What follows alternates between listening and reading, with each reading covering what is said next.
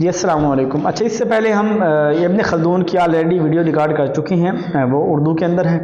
یہ انگلش میں اس کی سلائیڈز ہیں، تو میں نے کہا تھوڑی سی بات اس کے اوپر بھی ہو جائے، مختصر سی یا 2 منٹ کی ویڈیو ہوگی تو دیکھ لیں کہ ابن خلدون جو ہے وہ کیا کہنا چاہتے ہیں۔ تو ابن خلدون جو تھا نا، یہ ہسٹورین تھا، مسلم ہسٹورین کی جب بات ہو ہے، مسلم ہسٹورین تو یہ تھا، یہ 1332 کے اندر پیدا ہوئے، 1406 کے اندر جو ہے نا یہ ان کی ڈیتھ ہوئی، ان کی وفات ہوئی، تونسیا کے اندر یہ پیدا ہوئے۔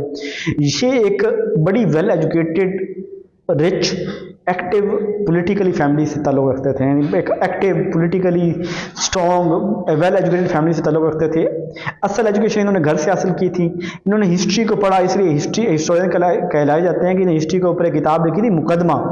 جو مقدمہ کے اندر ایک تو یہ بتاتے ہیں، انہوں نے یہ ہمیں بتایا تھا کہ ہسٹری جو ہے نا، یہ تاریخ ہے، اس سے ہمیں کیا کیا سبق لینے چاہیے اور تاریخ کی کتابوں کو پڑھنا کیسے چاہیے، یہ ساری باتیں جو ہیں وہ انہوں نے اس کے اندر اپنی کتاب کے اندر تذکرہ کیا۔ یعنی مقدمہ ان کی فیمس بک ہے، جس کے اندر تمام جتنے علوم ہیں ان کے وہ اس کے اندر جو انہوں نے اس کا تذکرہ کیا، اور وہ جو ہے وہ ہمیں ہسٹری کی نئی جہتیں بتاتی ہیں۔ اس کے علاوہ یہ مصر کے اندر جو ہے نا جج بھی رہے ہیں، یعنی یہ قاضی جج بھی رہے ہیں۔ اس کے علاوہ انہوں نے یہ جو ان کا ٹائم تھا نا، یہ مسلمان سٹیٹ بڑی ڈس ہارمنی اور انسٹیبل کی کنڈیشن میں تھی، بڑے فعال مسلم گورنمنٹ، اس نے اس کا بتایا کہ مسلمانوں کی جو حکومتیں، ان کی فعال کی وجہ کیا ہے، ان کی اسٹرانگ ہونے کی وجہ کیا ہے، کیسی چیزیں ہوں جو یہ چیزیں کھڑی ہو سکتی ہیں۔ اس کے علاوہ انہوں نے ایک کنسیپٹ دیا، اصابیہ کا کنسیپٹ، کیا دیا تھا؟ اصابیہ کا مطلب یہ ہوتا ہے کہ لوگوں کو اکٹھا کرنا، یعنی پیپل، لوگوں کے درمیان بانڈنگ پیدا کرنا، لوگوں کو ایک ہی جگہ پہ اکٹھا کرنا، ایک ہی مقصد کے لیے، ایک ہی خطے میں، ایک ہی ریلیجن کے لوگوں کو اکٹھا کرنا، یہ ان کا اصابیہ کا کنسیپٹ تھا،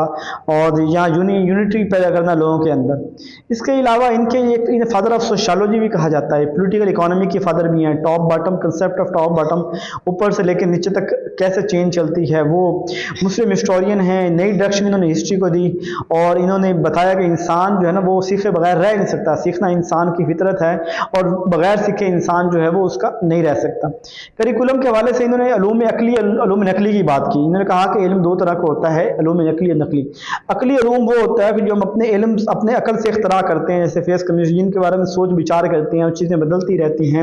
نئی چیزیں آ جاتی ہیں تو سوچ کے۔ علوم نقلی وہ جن کے اندر سوچ بچار کرنے، یعنی دین عقل کے اوپر غالب ہے، نہ کہ عقل دین کے اوپر، وہ چیزیں جو ہم دین سے لے رہے ہوتے ہیں، وہ علوم جو ہم دین سے لے رہے ہوتے ہیں، اسے ہم کیا کہتے ہیں کہ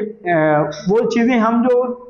دین سے لے رہے ہیں، یعنی ریولیشن ہے، قرآن پاک ہے، حدیث ہے، قول افعال، وہ چیزیں جو ہیں ان کو علوم نقلی بولتے ہیں۔ ٹھیک ہے، یہی تھا، امید ہے کچھ نہ کچھ سمجھ آ گئی ہوگی۔ اپنا خیال رکھیے گا، دعا میں یاد رکھیے گا۔ جزاک اللہ۔